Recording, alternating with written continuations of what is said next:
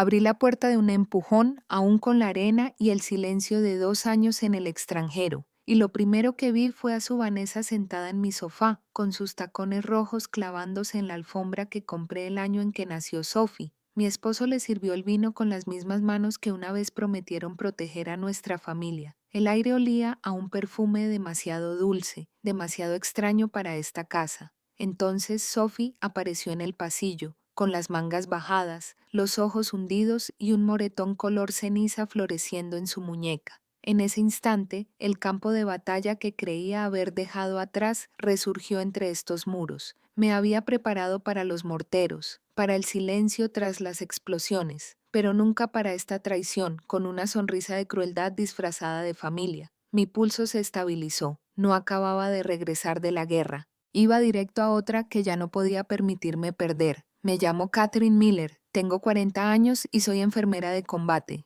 He pasado los últimos 2 años destinada en los desiertos abrasadores de Oriente Medio. Cosí heridas bajo la tenue luz de las tiendas, apliqué gasas en cortes de metralla y conté los latidos del corazón que se desvanecían en mis manos. Cada amanecer era una apuesta arriesgada, pero en los rincones más recónditos de mi mente me aferraba a una promesa. Más allá de la sangre y la arena, había una pequeña casa blanca en la costa de Oregón con una cerca desgastada que yo misma había pintado, esperando para abrazarme de nuevo. Esa imagen fue el ancla que me impidió caer en la desesperación. Cuando el autobús finalmente llegó al pueblo portuario, el aire salado me azotó la cara como una canción de cuna olvidada. Casi podía oír la risa de Sophie entre el grito de las gaviotas, ver la figura de Richard saludando al final de la calle. Mis botas crujían en el sendero de grava y cada paso era una oración. Estoy en casa, que todo siga igual. La casa apareció entre la niebla, con el revestimiento deslustrado por las tormentas, la cerca desconchada donde el viento marino había roído la pintura, pero aún cargaba con el peso del recuerdo. Me detuve en la puerta, recorriendo los surcos donde mi pincel dejó sus pinceladas, sintiendo el fantasma de la mujer que lo pintó más joven, y segura de que el amor podía mantenerlo todo unido. Al otro lado de la calle estaba Margaret, nuestra vecina mayor. Siempre había sido amable, ofreciéndole galletas a Sophie y contándome historias de su difunto esposo, pero ahora sus ojos reflejaban algo más pesado. No saludó, no sonrió. Solo observaba apretando más su chal sobre los hombros, como preparándose para una tormenta que aún no había visto. Esa mirada me inquietó más que cualquier fuego de mortero. Asentí con la cabeza, buscando consuelo, pero ella bajó la mirada y sentí la primera punzada de inquietud recorrerme. Pensé en las cartas de Richard, en cómo las firmaba con cariño constante, en tu esposo esperando fielmente. Pensé en el último dibujo de Sophie. Me envió por correo una casa con 3 monigotes tomados de la mano. Esos retazos de esperanza habían sido mi ración en el desierto. Sin embargo, de pie en el umbral, la madera bajo mis dedos se sentía más fría de lo que recordaba la llave pesada en mi palma, como si ya supiera lo que encontraría dentro. Respiré hondo, obligándome a creer en la imagen que había cargado durante 2 años. Aun cuando la silenciosa advertencia de Margaret persistía tras mí como una sombra, y entonces, con la firmeza de un soldado y el temblor de una madre, giré la cerradura y crucé el umbral hacia un hogar que ya no sentía como mío. El aroma a sal y pulimento para madera aún me impregnaba al adentrarme, y por un instante casi creí que la casa me abrazaría. Pero entonces mis ojos lo captaron, un abrigo desconocido, de lana rojo intenso, tendido con naturalidad sobre el brazo del sillón, con botones pulidos como monedas. No pertenecía allí. Cada hilo de aquella tela gritaba intrusión, como si las paredes mismas se retrajeran. Se me encogió el estómago como antes de una cirugía de campo, cuando sabía que la hemorragia era peor de lo que parecía. Richard estaba de pie en la sala, con los hombros erguidos, sirviendo vino en 2 copas con una firmeza que parecía ensayada. Frente a él, en el sofá que había elegido por su comodidad, estaba sentada una mujer. Cabello rubio, labios perfectamente curvados, pintados del color de las cerezas maduras. Cruzó las piernas con soltura, como si hubiera estado practicando esta postura en mi ausencia. Sus ojos se clavaron en los míos, sin disculpa ni sorpresa, sino con una mirada desafiante. La voz de Richard cortó el aire como una cuchilla sin filo. «Katy, soy Vanessa. Ha estado aquí para mí mientras no estabas».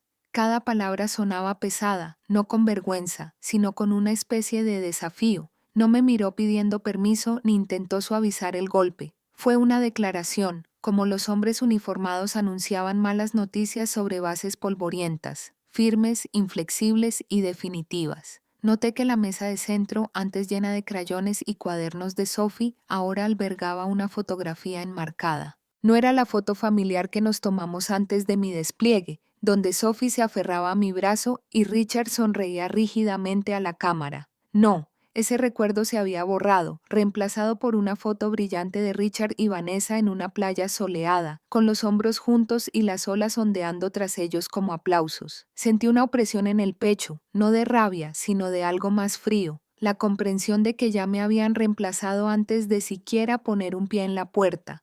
Vanessa inclinó su copa hacia mí con una sonrisa burlona en las comisuras de sus labios. No dije nada. El silencio tenía poder. Lo había aprendido en las carpas de triaje, donde las palabras significaban poco y las manos firmes lo eran todo. Pero dentro de mí una tormenta se avecinaba, a cada instante agudizándose hasta convertirse en claridad. La batalla que más temía nunca había ocurrido en el extranjero. Mesta me esperaba aquí, vestida de lana roja y sonriendo desde mi sofá. Me aparté de la sonrisa burlona de Vanessa ante la declaración vacía de Richard, y la habitación pareció encogerse a mi alrededor.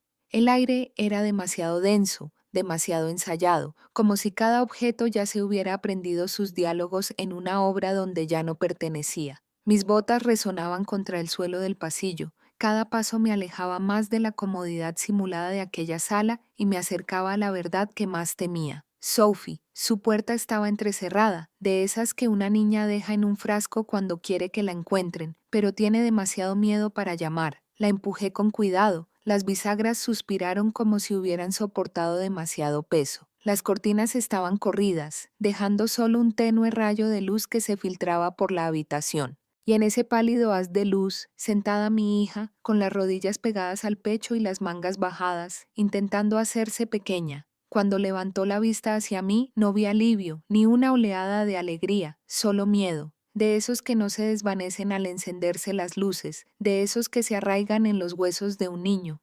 Lentamente estiró el brazo. La tela se deslizó justo lo suficiente para revelarlo. Un feo moretón florecía en su muñeca, violeta y gris contra su piel joven. «Mamá», susurró, con la voz temblorosa como un alambre tensado. «Tengo miedo de papá, tengo miedo de ella». Las palabras quebraron el silencio con más fuerza que cualquier grito. Me arrodillé a su lado, abrazándola. Su cuerpo se tensó, como si incluso el roce se hubiera convertido en algo temible, y luego se desplomó sobre mí, sollozando en silencio sobre el uniforme que aún no me había quitado. Me ardía el pecho como si alguien me lo hubiera destrozado. Allá en campos de batalla lejos de casa había remendado soldados con mano firme, pero aquí, en la habitación de mi hija, me enfrentaba a una herida que ningún punto podía cerrar. Entre las palabras entrecortadas de su confesión surgió otro nombre: Margaret. Sophie admitió que había corrido a casa de nuestra vecina más de una vez, llamando a su puerta con las mejillas surcadas de lágrimas cuando la ira de Richard se desbordaba. Margaret le había dado galletas, leche tibia y silencio. No me lo había dicho, no se lo había dicho a nadie, pero lo había anotado en un cuaderno que Sophie había vislumbrado, como si hubiera estado esperando a que yo volviera a casa para finalmente escuchar la verdad. Le aparté el pelo de la cara húmeda a Sophie, apretando mi mejilla contra su coronilla. «Ya estás a salvo», dije, aunque por dentro sabía que la guerra apenas comenzaba. El moretón en su brazo no era solo una marca, era un mensaje, una declaración de control, de traición, de cobardía del hombre que una vez prometió protegerla. Mientras Sophie se aferraba a mí con más fuerza, observé las sombras en la esquina de la habitación, sintiendo cómo las paredes se cerraban sobre mí. Entonces comprendí que el campo de batalla no me había seguido a casa, había estado allí esperando desde siempre. Y yo, un soldado entrenado para luchar con valentía, acababa de recibir mi misión más importante: proteger a mi hija del hombre al que ella llamaba padre. El aliento tembloroso de Sophie aún me dolía en el hombro cuando el peso del recuerdo la oprimía con más fuerza que su pequeño cuerpo. La abracé, pero mi mente retrocedió, arrastrada por la marea de promesas en las que una vez creí. La voz de Richard regresó. no con la frialdad que había escuchado esta noche, sino con el tono más amable de un hombre que una vez estuvo en este mismo porche, poniendo su mano sobre la mía antes de irme. La protegeré, Katy, como tú proteges a este país. Vete con paz en el corazón, te estaremos esperando. Sus palabras sonaron como votos inquebrantables, inquebrantables. Me aferré a ellas en el desierto como a un salvavidas. Aún puedo ver la primera carta que me envió, arrugada en las esquinas, ligeramente manchada de café, llevando el aroma de su hogar a través de los océanos. Escribió sobre los dibujos de Sophie pegados en la nevera, sobre el sonido de la lluvia en el techo, sobre cómo extrañaba cómo me reía cuando se atascaba la tostadora. Sus palabras eran tiernas, casi desesperadas, llenas de gratitud por mi servicio y anhelo por mi regreso. Leí esa carta bajo la tenue luz de una linterna en un hospital de campaña, y por un instante los disparos afuera se apagaron. Le creí, nos creí. Ahora esas mismas palabras resuenan con crueldad como una canción de cuna cantada por un extraño. La fotografía de él con Vanessa en la mesa de centro se burlaba de cada sílaba que había escrito y de la muñeca magullada de Sophie. Era la prueba de que no solo no la había protegido, sino que se había convertido en la protección que ella necesitaba.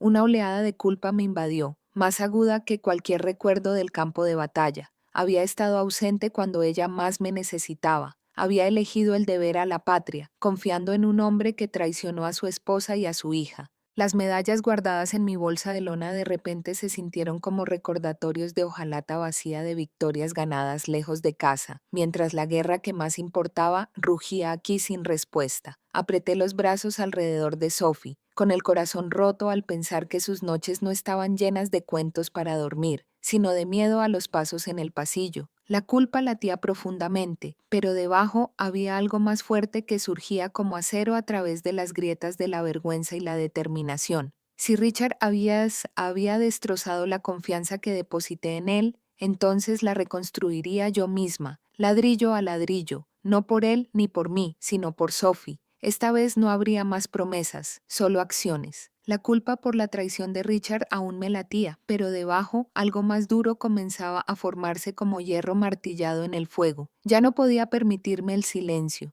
El silencio había dejado moretones en la piel de Sophie. El silencio había permitido que Vanessa se sentara con aire de suficiencia en mi sala. El silencio me había encadenado al fantasma de un marido que ya no existía. Esa noche, mientras Sophie dormía acurrucada contra mí, cogí el teléfono. Me temblaban las manos, no de miedo, sino de una determinación tan firme que casi me dolía. Le levanté la manga lo justo, capturé el moretón con la cámara y luego presioné grabar mientras su suave y entrecortado susurro llenaba la oscuridad. Tengo miedo de papá, tengo miedo de ella. La evidencia era cruda, pero real. A la mañana siguiente, caminé por el camino familiar hacia la oficina del sheriff, cada paso más pesado que unas botas de combate en tierra extranjera. Daniel Clark me recibió en la puerta. Tenía el pelo canoso en las sienes, pero su mirada, firme y atenta, era la misma que cuando nos sentábamos juntos en la clase de historia del instituto. Una vez escribió en mi anuario: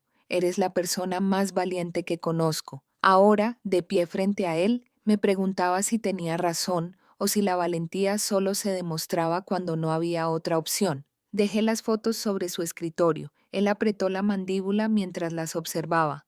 «Kathy», dijo en voz baja, «he recibido quejas. Los vecinos denunciaron que las cosas se rompían a gritos, pero sin pruebas. Tenía las manos atadas». Me miró a los ojos. «Ahora tenemos algo, y te juro que no lo dejaré escapar». Más tarde ese día, Margaret llamó a mi puerta, bien envuelta en su chal. No esperó a que se lo pidiera. Me puso una libreta desgastada en las manos. Dentro, una escritura pulcra anotaba fechas y detalles de cada noche. Sophie llegó llorando. Los moretones que intentó ocultar, los sonidos que Margaret oía a través del aire enrarecido de la costa. Había vigilado mi ausencia, una guardiana silenciosa esperando mi regreso. Le di las gracias con un nudo en la garganta. Durante años me habían entrenado para documentar cada lesión, cada incidente, cada baja. Ahora veía que Margaret había estado haciendo lo mismo, no con estetoscopio ni vendas, sino con paciencia y un bolígrafo. Su registro estaría junto a mis fotos, las palabras de Sophie y la investigación de Daniel. El fuego dentro de mí ya no se sentía salvaje, estaba concentrado, una llama firme. Richard pensó que había vuelto a casa destrozado por la guerra. Se equivocaba. Había vuelto a casa listo para librar la única batalla que importaba. El peso del cuaderno de Margaret aún persistía en mis manos al girar la llave esa noche. Cada página que ella había escrito me daba fuerzas, un coro silencioso que me impulsaba a seguir adelante. La casa parecía casi serena desde fuera. La luz del porche brillaba como un faro, pero sabía que dentro era un escenario construido sobre mentiras. Estudié mi respiración, ensayando las palabras que había llevado como munición todo el día. Richard esperaba en la cocina, con un vaso de whisky medio vacío en la encimera. Vanessa se apoyaba en el refrigerador, con una postura presumida, como si ella perteneciera allí más que yo. Mi voz atravesó el aire viciado antes de que ninguno de los dos pudiera hablar. Richard, dije con firmeza, lo sé todo sobre Sophie, sobre Vanessa, sobre lo que han hecho ustedes dos. Por un segundo reinó el silencio. Entonces el rostro de Richard se contrajo, su semblante sereno se convirtió en ira.